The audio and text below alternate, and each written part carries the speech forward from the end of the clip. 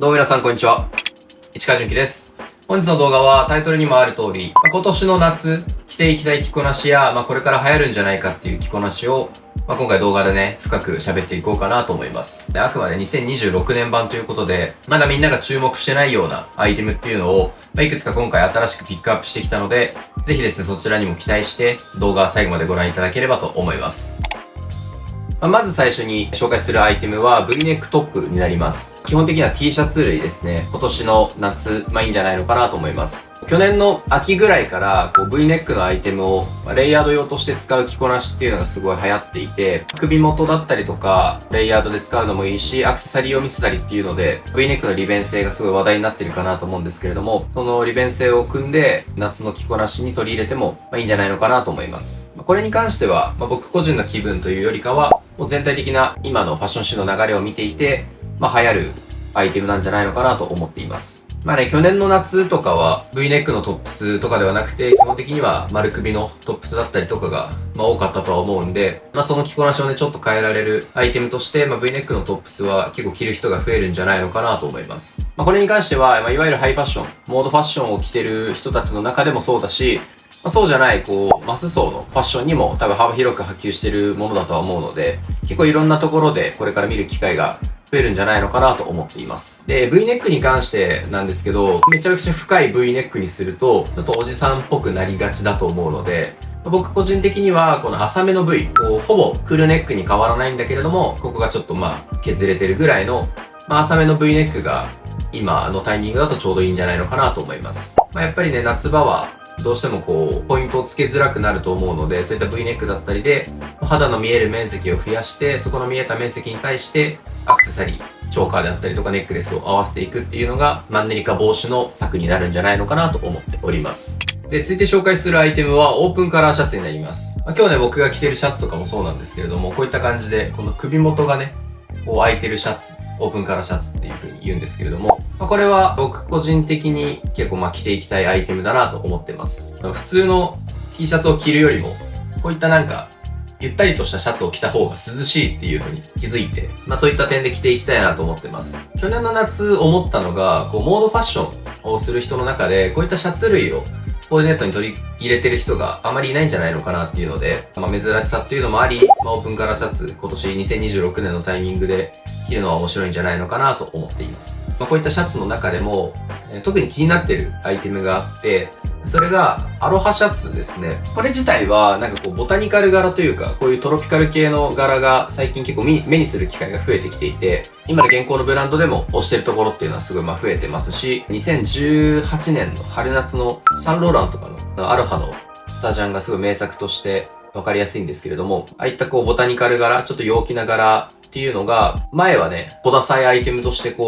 認識されていたものが、みんなの中で目にする機会が増えてきて、違和感がなくなってきているというところで、コーディネートに取り入れてみるっていう動きが、ちょっと出てくるんじゃないのかなと思っています。で、こういったアロハシャツだったりとか、こういうオープンカラーシャツのアイテムって、2017年代とか、2018年代に流行ったアイテムで、約10年前のトレンドではあるんですけれども、今のね、トレンドの周期って、20年周期って言われてはいるんですけれども、僕はそれがもっともっと早まってて、10年周期で語られるんじゃないのかなっていうのも考えています。10年周期で考えた時に、当てはまるっていうところもあって、流れが来てもおかしくないんじゃないのかなと思っています。これのね、アロハシャツの着こなしだったりとかは、2018年 SS シーズンのバレンシアガを見るとすごいわかりやすいんですけれども、ああいった細身のパンツに対して、ちょっと大きめなアロハシャツをタックインして、着てあげるスタイリングとか、今の細身なスタイルとも相性がいいし、これからね、Y ラインっぽい流れにもなっていくわけなんですけれども、ああいったね、バランス感をもう一度やってもいいのかなっていうところで、結構、アロハシャツだったりとか、柄系のシャツ、そういった類のオープンカラーシャツはすごい気になってるかなっていう感じです。で、続いて取り上げるアイテムは、バスケショーツですね。これに関してはね、想像ができないかなとは思うんですけれども、僕はもう、ちゃんとファッションとして、バスパンを履きたいなと思っております。でね、このバスパンに関しては結構いろんな理由があって、まず一つは、サレールパンツに似ているっていうところが大きいかなと思っています。結構前の動画で、サレールパンツを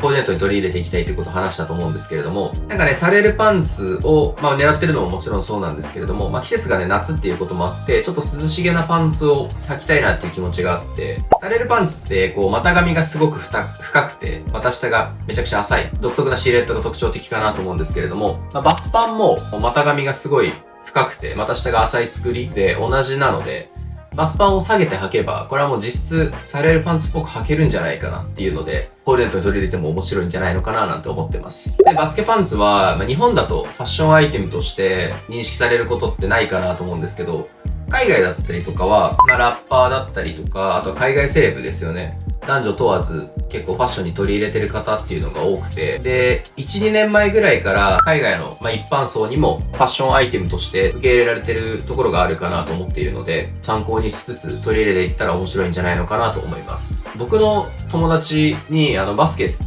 ごい好きなやつがいるんですけど、その友達がね、年中バスパンを履いてて、最近ね、久しぶりに会ったんですけど、相変わらずね、バスパンを普通に普段着として着てて、いつもはね、なんか、またバスパンかよみたいなのでバカにしてたんですけど、最近会った時に見たら、ちょっとかっこよく見えてしまって、ちょっと一瞬写真撮らせてって言って、写真撮ったぐらいなんですけど、なんかね、今この2026年のタイミングで、なんかバスパンを腰履きして、サレールパンツっぽく履いてるっていうのが、僕の目では、ちょっとかっこよく映ったので、これをね、ヒントに、今年の夏、バスパンをかっこよく履いていきたいななんて思ってます。バスパンに関してはね、やっぱりバスケの印象がすごく強いので、足元とかをね、スニーカーとかにしてしまうと、ザ・ NBA 選手みたいになってしまうので、そこはちょっとブーツだったりとか、ちょっとモードっぽい要素も混ぜつつで、コーディネートを組んでいくのが面白いんじゃないのかなと思っております。七分丈で、ちょっと股上が深くてリラックスしたサイズ感のパンツっていうのが、今年全体的に流行っているというか、特に海外のレディースだったりとかは、ああいう七分丈のパンツでちょっと細身なもの、なんかヨガウェアっぽいものが、若干流行ってるかなっていうのがあって、デムナグッチとかでもね、ちょっと出てましたけど、ああいったシルエットのパンツが増えてきてはいるので、今後の夏の定番のアイテムとして結構普及していくんじゃないのかなとも思ったりしてます。ただね、バスパンに関しては、やっぱり素材選びとかを間違えてしまうと、本当にめちゃくちゃバスケ好きなやつみたいになっちゃうので、バスパンの中でもデザインがそこまで効いてなくて、色味のバランスとかもちょうど良くて、うまくコーディネートに合わせられるアイテムを自分の中で吟味して結構集めてる最中ではありますね。今後のね、夏の1週間コーデだったりとか、そのあたりの着こなしでさらに深く紹介できたらなと思っております。このね、バスパンに関しては言及してる人が多分いないかなと思うので、ぜひですね、皆さんもバスパン注意してチェックしていただければと思います。続いて取り上げるアイテムはラインジャージになります。アディダスの3本線のジャージだったりとかが代表的かなと思うんですけれども、あのあたりのジャージにちょっと注目してるっていう感じです。で、このラインジャージって、一時期ね、すごい流行ったアイテムではあるんですけれども、最近あんま見ないんじゃないかなと思ってて、その日常的に目にする人の中で、あれをファッションとして取り入れてる人はすごく少なくなったんじゃないのかなと思ってて、そういうのもあり、なんか今のね、その注目度合いとか、そういった波も考えて、今ここでラインジャージを取り入れていくのは面白いんじゃないのかなと思ってます。これも10年前に結構流行ったアイテムではあるんですけれども、僕もね、これなんで流行ったんだろうって最近すごい調べてて、確か僕調べでは2017年頃から流行った流れだったかなと思っています。最初ね、パームエンジェルスかな、多分17年の SS ぐらいにラインのジャージを打ち出して、そこからヒップホップ周りでラインジャージの着こなしっていうのがすごい流行って、パームエンジェルスでやる人もいたり、アディダスでそれをやる人もいたりっていうので、そこから流れが強くなったのかなと思っています。国内のね、ブランドとかでも、ラブレットとかもね、18年の秋冬とかかな、カオス刺繍のジャージ、パームエンジェルスのやつをサンプリングで出してたこともあり、なんか国内外問わずすごい流行ってたムーブメントだったかなと思っています。でね、ラインジャージの着こなしは、日本だと、どうしてもヤンキーっぽいイメージがすごく強いので、着こなし参考にするってなったら、必然的に海外の着こなしを、メインにせざるを得ないんですけれども、代表的なところで言うと、昔のプレイボーイカーティとかが、パームエンジェルスを着てたことで、すごい有名だったかなと思います。僕の中では、カーティよりかは、21サベージとかの方が印象が強いんですけれども、あのあたりのラッパーは、なんかみんなああいうラインジャージを着ていった記憶があって、当時の着こなしを見て、また取り入れてもかっこいいんじゃないのかなと思っています。他に参考にするところで言うと、あとはイアン・コナーとかかな。今はリベンジストーンも終わってシッコのデザイナーですけど、僕個人的にイアン・コナーはすごい好きな人物で、やっぱ自分が高校生ぐらいの時とかはもうめちゃくちゃ参考にしてましたし、今見返しても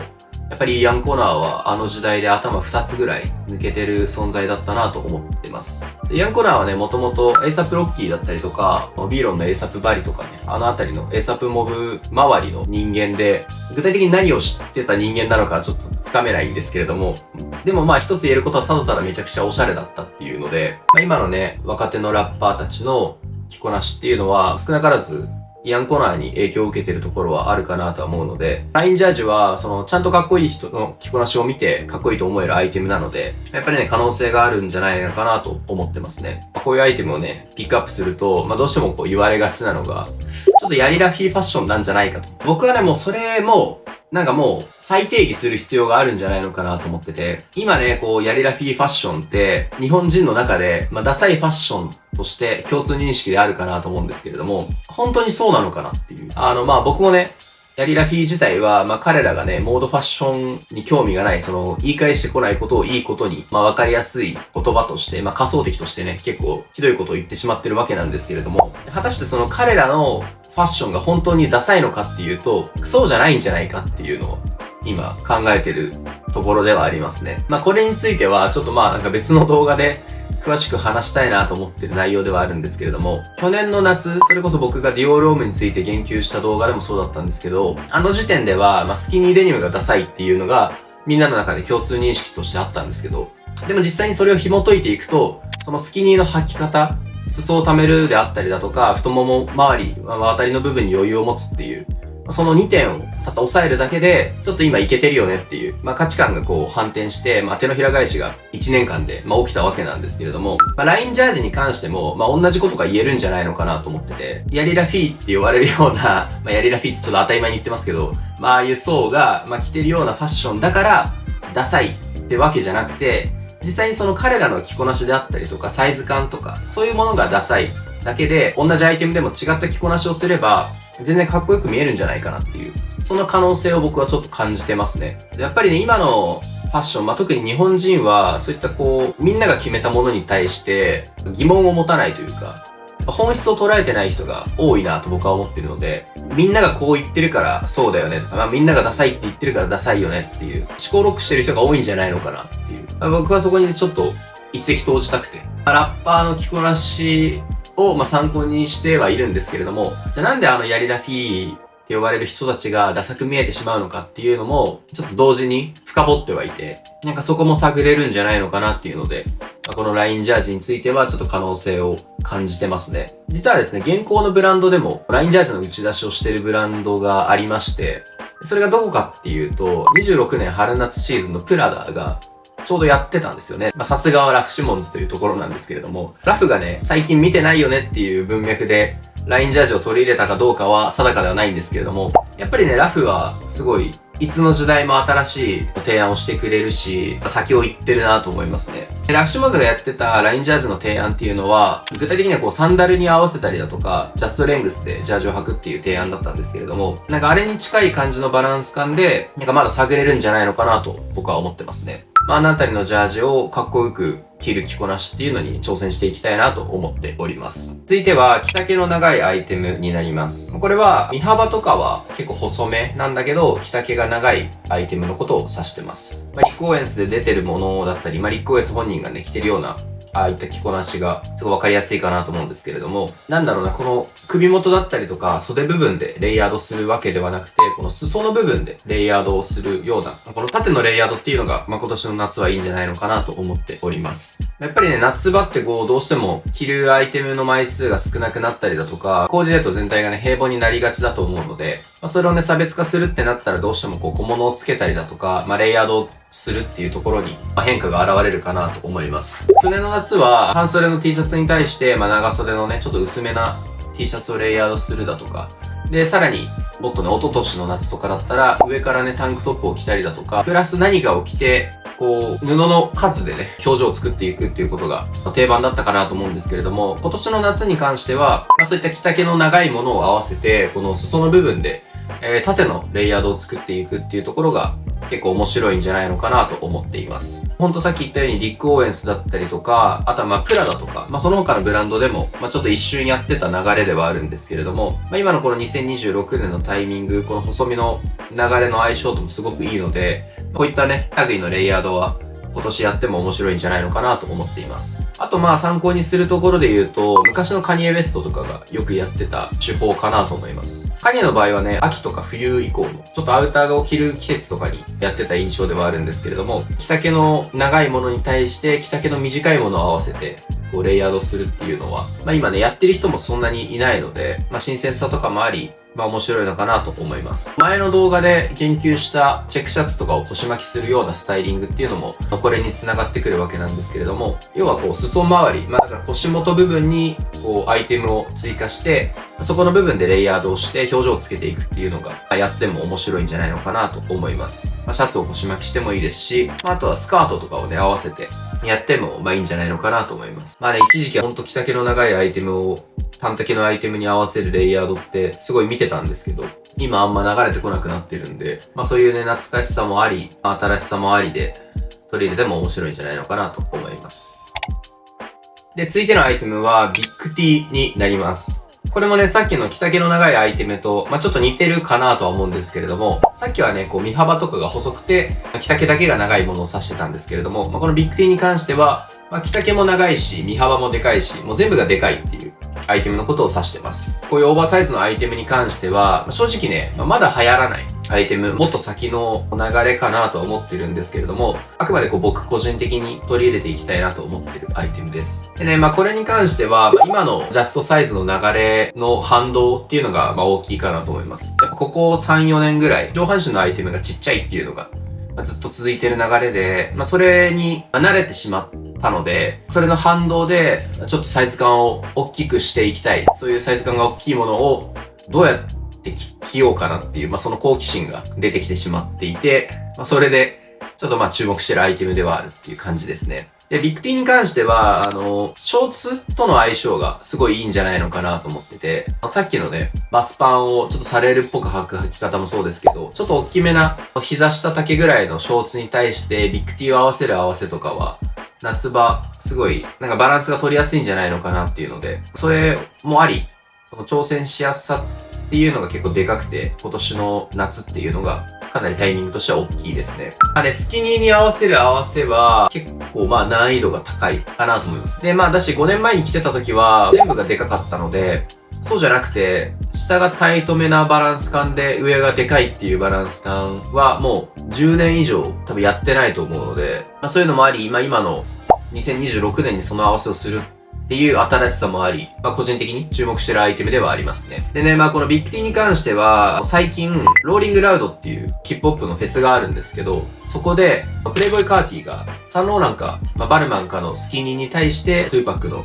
ビッグ T を合わせてたってことがちょっと話題になってて、2016年代とか、あの時代のスタイルの再来じゃないかっていうので、ちょっと騒がれてたんですけれども、僕もね、その画像だったりとか、映像を見て、久しぶりにこのバランス感を見て、ちょっとかっこいいなというか、ちょっと新鮮味をね、感じてしまったので、今からね、あのあたりのトップ3とかを集めても面白いのかななんて思ってます。本来のね、時間のこのトレンドの流れで言うんだったら、今までのね、動画で何度も説明してますけど、I ラインから Y ラインになって、で、Y ラインからオーバーサイズの、X ラインに流れていくっていうのが、流れではあるので、今からね、その流れをちょっと早めで汲み取っても、面白いのかなと思っております。やっぱりね、今のトレンドの流れって、どんどん速くなってって、20年周期ではなくて、10年周期、もっと言えば多分それよりももっと短くなっていくかなと僕は予想してるんですけれども、そういうのもあるので、タイミングとしては、早いかなとは思うんですけれども、今から取り入れても面白いんじゃないのかなと思っております。あとは何よりこのね、ビッグ T、ちょっと大きめな T シャツって機能性が高くて、着てて涼しいので、そこら辺の利便性もあり、来たら面白いんじゃないのかなと思ってます。とはいえ、多分、今年も継続でね、ちょっとピタッとしたジャストサイズの、トップス類は着ることにはなるかなとは思うんですけれども、あくまで実験段階というか、ちょっと取り入れてもいいんじゃないのかなっていう、今まで選択肢としてゼロだったものを、徐々にゼロじゃなくシフトしていくっていう、段階の、初期段階で、選択肢の一つとして意識するっていうところで、ビッグ T が、出てきたかなっていう感じです。なので今年の夏に関しては、何か1着か2着ぐらい、ちょっと大きめなサイズ感の T シャツを買ってみて、そこでサイズ感だったりとか、自分なりのスタイリングをちょっと研究していこうかなと思ってるっていう感じです。で、続いて紹介するアイテムは、ドゥーラグになります。なんかの動画で多分一回ドゥーラグつけたいみたいなことを話したと思うんですけれども、このタイミングですね、今年の夏にちょっとドゥーラグをつけたいなと思っております。やっぱ夏場のファッションってどうしてもシンプルになりがち、マンネリ化しがちっていうところで、何かそのマンネリ化を打破できる方法として、やっぱ小物に注目が集まるかなと思うんですけれども、その中で僕は結構特徴的なヘッドピースっていうのに着目してまして、でそこで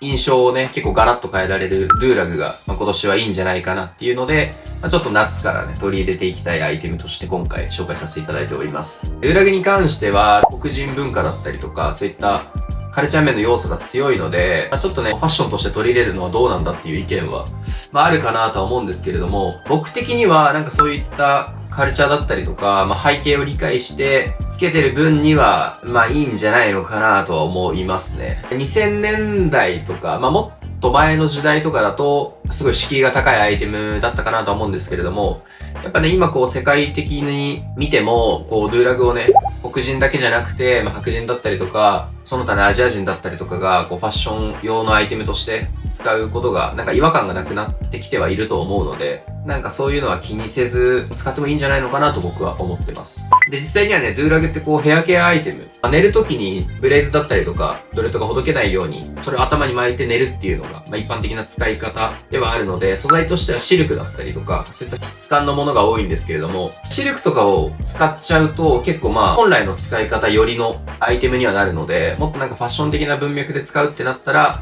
素材感を変えてあげて使うのがいいんじゃないのかなと思ってます。で、僕もね、最近、ドゥーラグに関しても買いまして、実は持ってるんですけれども、ベルベット素材のね、ものを買いまして、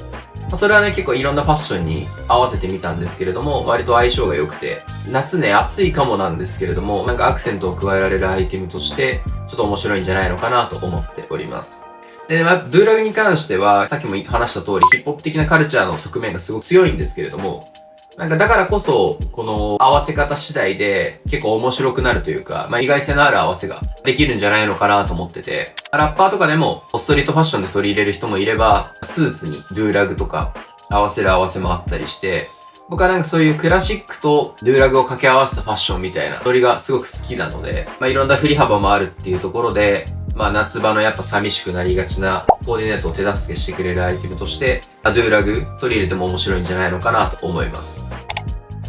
で、続いて紹介するアイテムはサンダルになります。これに関しては、ちょうど1年前の夏にもね、全く同じことを言ってるんですけれども、去年紹介したサンダルは、ビーチサンダル。指を挟んで履く。そのタイプのサンダルも、もちろんいいんですけれども、そういったタイプではなくて、こういう、なんていうんですかね、スライドっていうんですかね、スポーツサンダルのかな。そういうスライドタイプのサンダルに注目しております。去年の夏、サンダルが、ちょっと流行って、海外圏ではやっぱすごい見たし、日本とかでもサンダルをファッションとして取り入れる人が増えたかなと思うんですけれども、それもあって、サンダルかけるファッション、サンダルかけるモードファッションっていうのが、違和感がなくなった中で、もっとファッションとして難しいスライドタイプのサンダルも合わせても違和感がなくなってくるんじゃないのかなっていうので、ちょっと注目している合わせではありますね。スライドタイプのサンダル自体は結構もうすでに海外圏では流行ってるというか、ダル着みたいなノリでサンダルを履いて、それにスキニーデニムを合わせたりだったりとかっていうノリは、割と見るので、そういうのもあり、今年は B さんってよりかは、スライドタイプのサンダルが、いいんじゃないのかなと思ってますね。やっぱりね、サンダルは去年履いてて思ったんですけど、すごい楽だし、何より涼しいので、今年の夏もね、多分去年、一昨年に引き続き、すごい暑くなるなとは思うので、暑さ対策の一環っていうのもあり、サンダルは取り入れてもいいんじゃないのかなと思っております。スキニーにサンダルの合わせも、かっこいいなと思うし、あとはバスパンにね、サンダルとか、もう本当にいよいよ深夜コンビニに行くような格好になってしまうんですけれども、そこをどうにか、崩しすぎない、ラフになりすぎない範囲で、かっこよくできないかなっていうので、ちょっと模索しているところではありますね。サンダルに関してはね、ハーフパンツとかに合わせるとカジュアルになりすぎちゃうので、フルレンのパンツに合わせることが多くなるかなとは思うんですけれども、スキニーだったりスラックスだったりとか、そういった細身のパンツに対して足元だけで外すっていうバランス感はやっても面白いのかなと思います。今年、2026年ならではの合わせになってくるんじゃないのかなっていう感じです。で、続いての注目アイテムはデザインデニム、デザインスキニーになります。これに関してはもう現在進行形で流行ってるアイテムかなと思います。最近ね、SNS を見てると、ちょっと派手めなデザインのスキニーデニムを目にすることが多くなったかなと思ってます。代表的なところで言うと、ジバンシーのマッシュ時代のダメージデニムだったりとか、あとはサンローランのバイカーデニムとかもそうですし、アンカバの8号デニムとか、ラフシモンズの昔のデニムだったり、あとはビーロンとかのね、あのあたりのダメージのデニムとか、代表的かなと思います。でこのあたりのアイテムって、時代で言うと2010年代の前半、2012、3年とか、14年頃に流行ったアイテムかなと思うんですけれども、やっぱりね、さっきも話した通り、今のトレンドの流れって、もう20年周期よりかは、もう10年周期とか、どんどん短くなってるっていうので、本来ね、もっと先に流行るべきアイテムが、今のタイミングでちょっと先取りで、流れてきてるっていうのが印象的ですね。こういう派手なアイテムっていうのは、やっぱ夏場の軽装、シンプルになりがちな服装と、やっぱすごく相性がいいので、前の動画でも取り上げたグラフィック系のアイテムだったりもそうなんですけれども、一個一個の主張が強い、こういった味が濃いアイテムっていうのが、今年の夏、取り入れてもいいんじゃないのかなっていう感じですね。こういったアイテムに関してはね、冬場とかに合わせるよりかは、夏場とかに合わせてあげた方が良さが出るかなとは思うので、気になってる方はぜひですね、この夏のタイミングで、このデザイン系のデニムだったりスキニーを取り入れてみるのはいいんじゃないのかなと思います。このね、派手なデニムの流れが続くと、今度はね、どういう流れになっていくかっていうと、溜めないタイプのスキニー、ジャストレングスで履くスキニーっていうのも時系列で考えると、そろそろ来るんじゃないのかなと思っています。ブランドで言うと、エディケのサンローランが最初の方に提案したようなサイジングですね。僕はね、スキニーに関しては、はめて履くのがいいってことは言ってはいるんですけれども、実際にそれは今の見慣れてない段階でかっこよく履くんだなっていう話で、今スキニーの流れがすごく強くなってって、みんなの中でスキニーがね、ダサいアイテムだったっていう固定観念だったりとか、止まってた考えっていうのがアップデートされて、スキニー自体はそんなに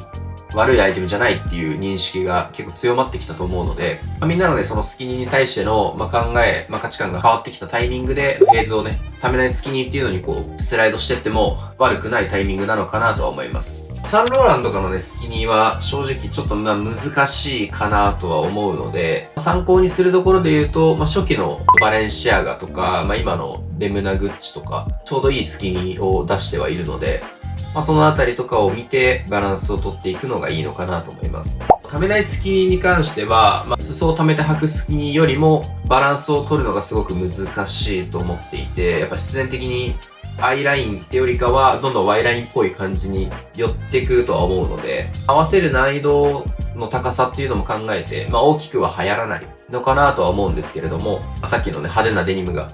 派手なスキニーが流行ってるっていうこともあって、そろそろ溜めないスキニーを履く人が、出てきてもおかしくないんじゃないのかなっていう感じですね。僕、個人的にはさっきのオープンカラーシャツであったりだとか、あとはビッグ T とか、その着丈の長いアイテムに対して、溜めないスキニーを履いてね、うまく股の生え際を隠してバランスをとっていくっていうアプローチであったりとか、シャツをインして、ウエストのね、重心を上に持ってってバランスを取るっていう着こなしが、いいんじゃないのかなっていう感じですね。最後は Y ラインのシルエットですね。Y ラインシルエットも、だいぶ先の話ではあるかなとは思ってたんですけれども、今のこのトレンドの消化のスピードを見ると、このタイミングで取り入れていってもいいのかなという感じです。Y ラインのシルエットに関しては、もう本当に下は細くて、上は大きいっていうバランス感になるわけですけれども、さっき話したみたいなビッグ T だったりとか、そういうのを合わせて着る着こなしっていうのを、夏場のタイミングでやっても、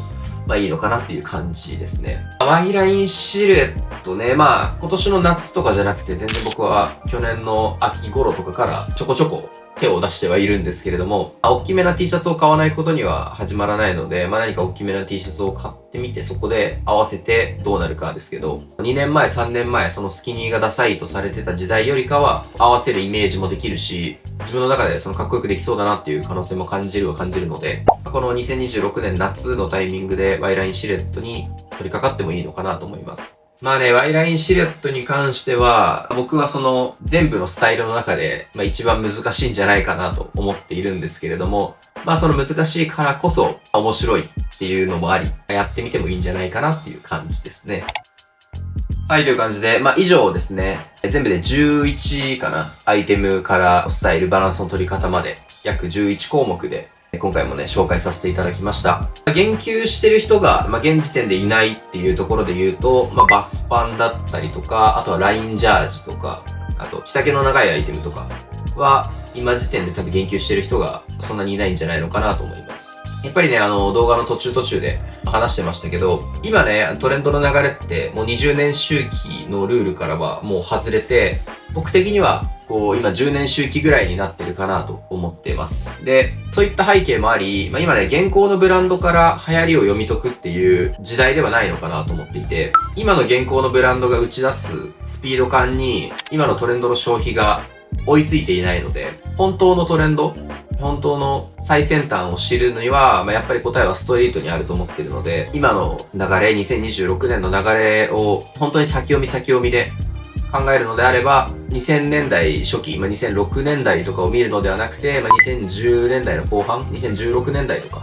その付近を見るのが一番ヒントになるんじゃないのかなという見解です。このトレンドの消費、20年周期から10年周期になって、僕はもうどんどん短くなって、これが5年、3年、2年とトレンドのリバイバルっていうのがもうなくなると僕は思ってるんですけれども、そのトレンドの消費が早いっていうのを、悲観的にね、見る方が結構多いかなと思うんですけど、僕は必ずしもそういう意見ではなくて、むしろちょっと肯定的というか、今のトレンドの周期が早くなればなるほど、時代遅れなものと流行ってるものの境界線がどんどん曖昧になっていく。ここがシームレスになっていくことで、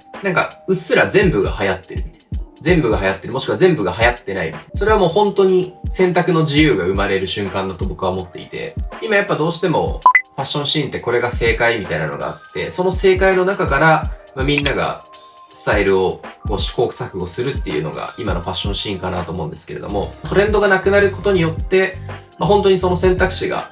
逆に広がる。何を着ても正解っていうのになった時に、初めて新しい着こなしだったりとか、面白い着こなしが生まれるんじゃないのかなと僕は思っているので、このトレンドが早く消化されるっていう今の現状を、悲観的に捉えていないというか、結構プラスに捉えているかなっていう感じですね。とはいえ、まだ2026年でね、2000年代初期とか、2016年代とか、まだそのあたりのリバイバルは続いているので、そこの時代の着こなしだったりとかを改めて見返すのが、今の新しいファッションを下げるヒントになるんじゃないのかなと思います。皆さんもね、ぜひ今年の夏、着たい着こなしであったりだとか、こういうのを個人的に注目してるとか、そうですね、その流行り云々じゃなくて、個人的にこれを推していきたいとか、皆さんの何かこだわりを感じられるような、その推していきたいアイテムだったりとかあれば、コメントでね、ぜひ共有していただければと思います。ということで本日の動画は、この2026年の夏に流行るんじゃないかっていう着こなしであったりとか、あとは僕が個人的に着たい着こなし、アイテムっていうのを順番に紹介させていただきました。この動画が良いと思った方は、高評価、コメント、そしてチャンネル登録のほど何卒よろしくお願いいたします。ということで本日も動画最後までご視聴いただきありがとうございました。また次回の動画でお会いしましょう。それでは。